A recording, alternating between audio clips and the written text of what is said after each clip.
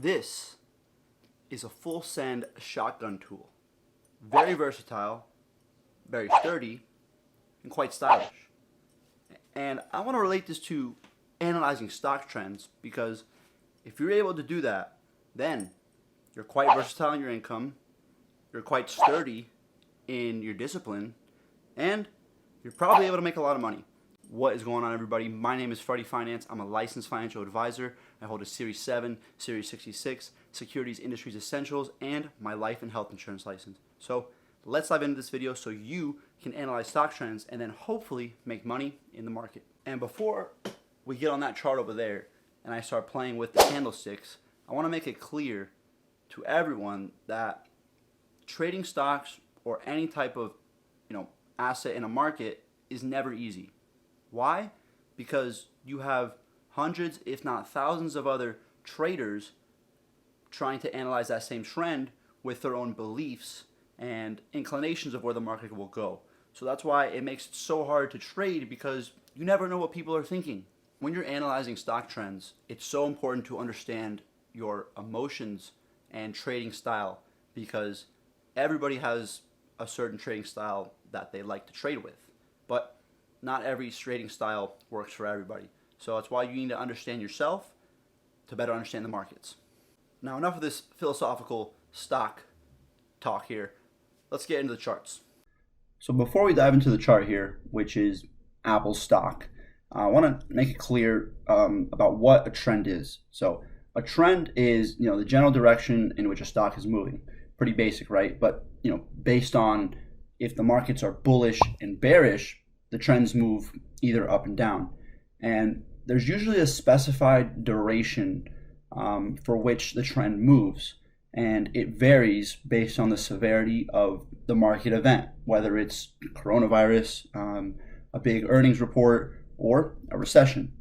All things you must keep in mind when trading. And then there's the Elliott wave theory, which is something I want to touch on before we dive into the chart, because this theory is or was developed by Ralph Nelson Elliott in the 1920s, and he made this theory based off reading stock trends and understanding how they move. And what he found is that almost all trends move in waves of 5 and then correct in ABC format, as you can see here. And it's important to understand this model or theory when looking at charts, because you can apply the theory to any type of chart based on the history of the price movements. So now, back to the charts. As we can see here, we have a fresh chart, which is an open canvas to analyze. Now, before we find the Elliott wave, which you might be able to kind of see here, I like to create my support and resistance zones. And support and resistance is super easy to understand.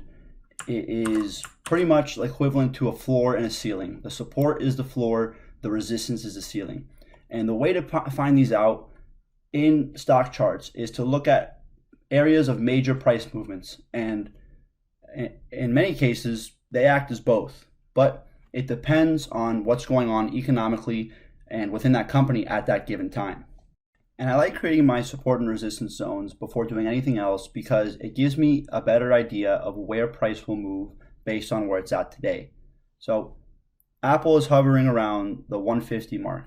And if we look back to the history, the 150 mark acted both as a resistance then a support.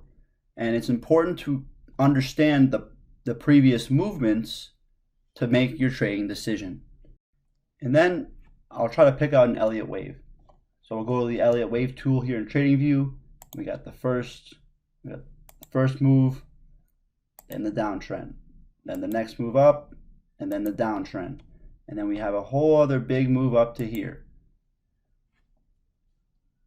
Looks like the previous Elliott wave we saw here, correct? I think so. We can also see the ABC corrective wave after the first 5 waves. And this is where the tricky part in the trading comes in, because the chart can shoot up to the 175 mark. The chart can shoot down back to this zone to test. It could crash down to here. That's what makes trading so hard. There's no crystal ball behind where the markets will move, which is why risk management is so important in trading. But after I've done my charting, I now feel comfortable to analyze what's going on at this given price to then make a trading decision. So I've seen the 151 mark act as a ceiling, then support, then back to ceiling, and then now it broke the ceiling. So my inclination is going to tell me that this is going to test down as support to then rise up and hopefully test this 175 zone. That's what I would do as a trader. And if I'm investing in this for the long term, I don't care about this stuff. It's irrelevant to me because Apple is probably the best company out there and they're going to succeed no matter what. But if I'm trading, I'm worried about where is the price going to go next. And I'm going long here because in trading, when resistances are broken, they are usually tested back down as support or a floor.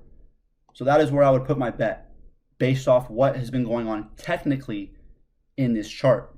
Now keep in mind, when there are fundamental abnormalities, the technical analysis goes out the window because stuff's going haywire.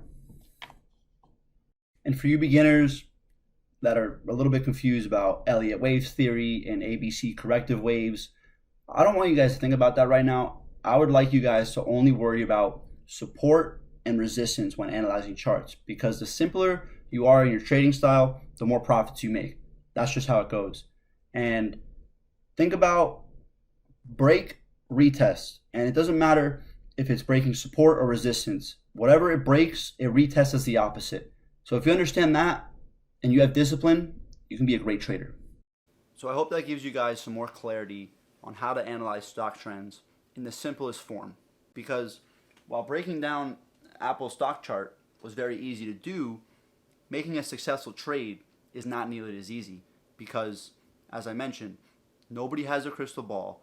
Nobody knows exactly where the market's going, and that's why risk management needs to be the most important aspect of your discipline when trading, not just analyzing the stocks.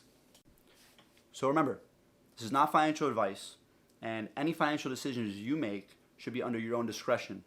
And my name's Freddie Finance. So if you learned one thing about analyzing stocks, please like this, please share it, and please subscribe. I'll catch you next time.